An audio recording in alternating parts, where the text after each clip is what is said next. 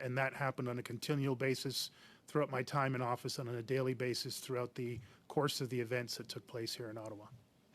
Did they have any say in the operational side of it? No, nor would they have so under the jurisdiction of the Police Services Act. Okay, so in fact, the police board is oversight, but is not operational in any way, shape, or form. They cannot direct operations. They can certainly ask questions and request information that relate to operations. Yes, sir. Did they play any role in your decision making during the weeks that this was ongoing? As an oversight body, yes, they would inform and influence what we were doing, but up to the limits allowed by the Police Services Act, not beyond that. Could you give me an example? Well, we'd have daily communications, emergency board meetings. There would be questions asked in the public session and in the confidential session. There would be questions around adequate and effective policing, which is within the jurisdiction of the Police Service Board to ask. One specific question on February 5th at an emergency board meeting asked by then Chair Deans of me is, given the totality of the circumstances that you're facing, I'm paraphrasing, do you have the ability to provide adequate and effective policing in the City of Ottawa? So those, I think, are legitimate questions in legitimate forums around which they can express their concerns, express their priorities, but not cross the line into directing around operations. Okay.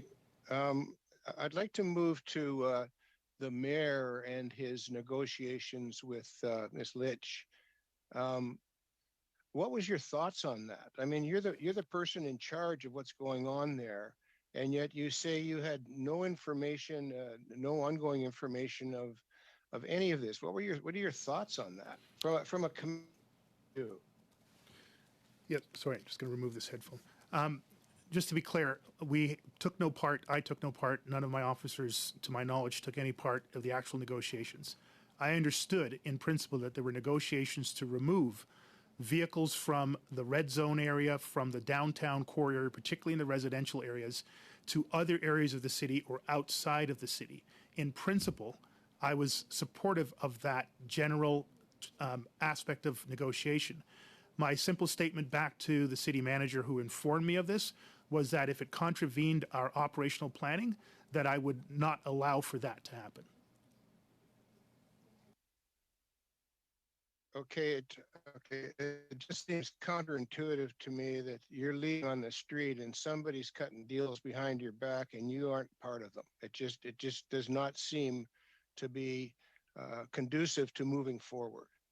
My last question, if I have time, with 2020 hindsight, everything's perfect. So what major changes do you think should be made now that you've seen everything that's gone on?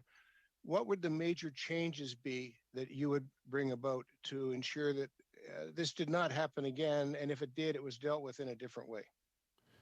Yes, sir. I've actually given quite a bit of thought to that, and I appreciate the question. I actually have a 2-page document with 11 points with a lot of detail associated to it. I'm not sure if I would have the time to go through that. I'll look to the chair for her guidance, but it is something that I'd be happy to provide later on. Perhaps you if can you could table provide it with us. That would certainly be suffice. I'm not sure what the term tables mean, but Or just share a copy with us. Yeah. Okay. It is not a completed document, just to be clear. It is still very much a draft document, but I will provide what I have in draft for the committee to consider. Those are my questions. Thank you, Senator Campbell. Just to answer your question, Mr. Sloly, I think the committee would be happy to see the draft, but if you think the completed copy would better serve the committee, I think we'd be open to that as well. I'd prefer to complete it and then submit that as a completed document. I'm seeing agreement around the table. Thank you. Thank you. I wish you luck, Chief. Thank you very much, sir. Okay, we're moved to second round. Mr. Brock? 4 minutes, sorry. Thank you, Madam Chair. Good evening, Mr. Sloly. I, too, want to thank you for your decades of policing domestically and your tours of service internationally. I understand as well that an operational plan in terms of the ultimate conclusion to this protest is not something